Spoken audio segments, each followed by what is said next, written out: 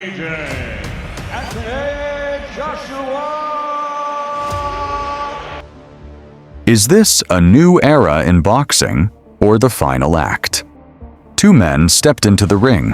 One was a gladiator who had endured the most dangerous punches in the world for years and became a two-time world champion. The other was the most controversial figure of social media, someone who started with YouTube videos and ended up drawing millions in front of their screens.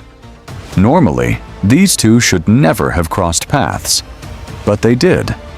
And that night was not just a fight. It was the announcement that something in boxing had fundamentally changed. Anthony Joshua and Jake Paul, sharing the same rings, became one of the most talked about, most criticized, and possibly most profitable nights in sports history. But the real question is this: was this truly a boxing match or a billion-dollar entertainment industry product? And what happens next? Where does Joshua's career go? Does Jake Paul's dream end here? And most importantly, is boxing still a rings where only the best fight? Or has it become a platform where the most watched wins? As you like the video and subscribe, let's search for the answers to these questions together. The story of this fight is, in fact, the story of modern boxing itself. At the beginning of 2024, Anthony Joshua was standing at a critical crossroads in his career. The Tyson Fury fight still hadn't happened. He had lost twice to Usyk. He was now 34 years old, and everyone was asking the same question: does Joshua still have time left to complete his legacy? At that exact moment, Jake Paul entered the scene. But remember, this was no longer just a YouTuber. After his exhibition fight with Mike Tyson, Jake Paul had become a new phenomenon in boxing.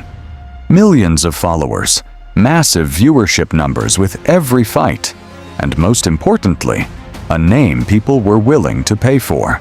For promoters, this was an opportunity too big to miss. They told Joshua, $1 million guaranteed, maybe double, maybe more, a share of the PPV, sponsorships, and you're going to win anyway. It said that Joshua hesitated. His manager warned him that this fight could damage his legacy. But in the end, the numbers spoke louder, and Joshua accepted. For Jake Paul, this was the biggest gamble of his career. He had fought former UFC fighters, retired boxers, even a basketball player.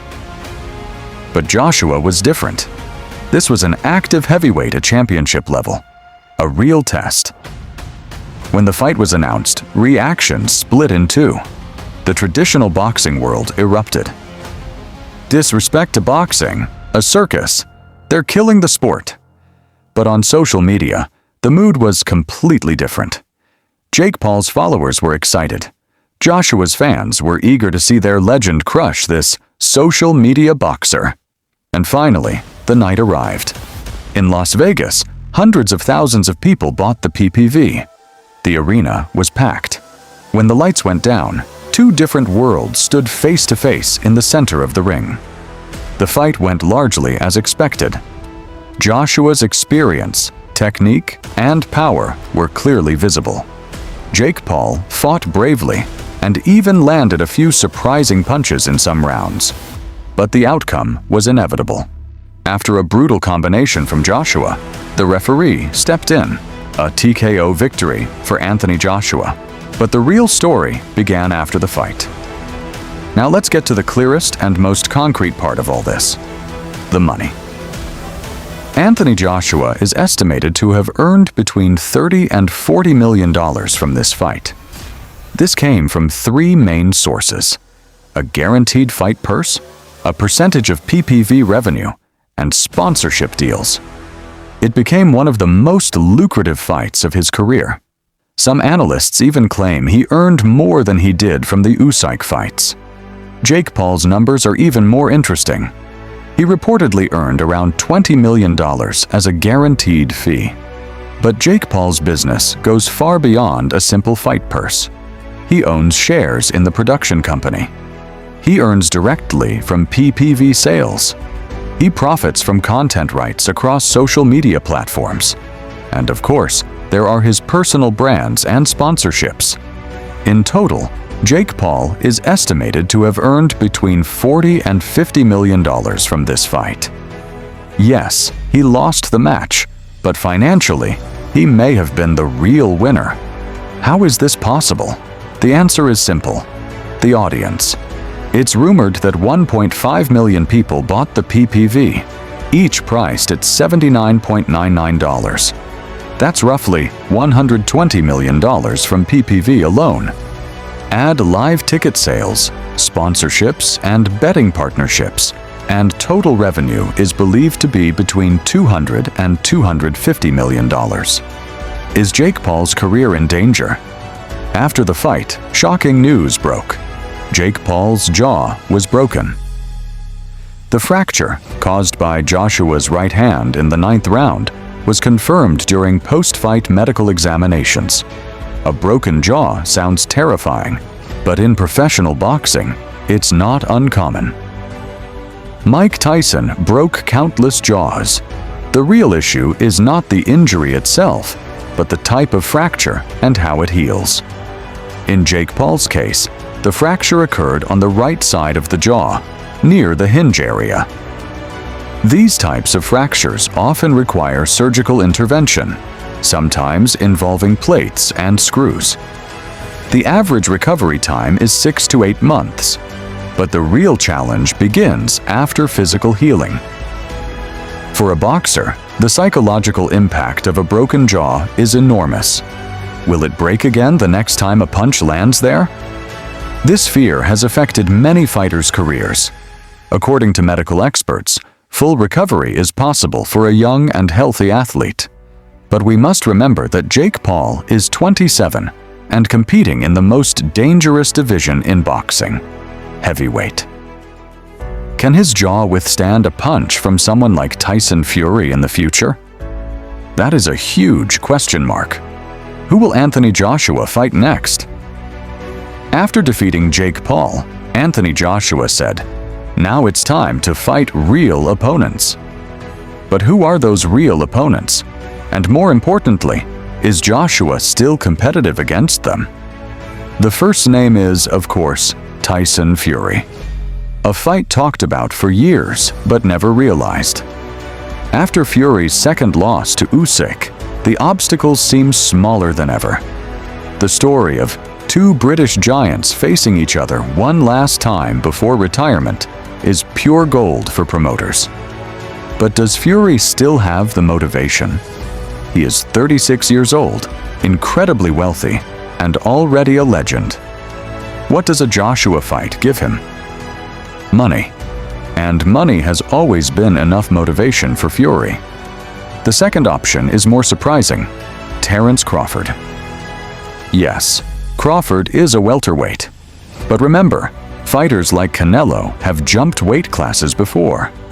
Crawford claims there is no one left for him in his division.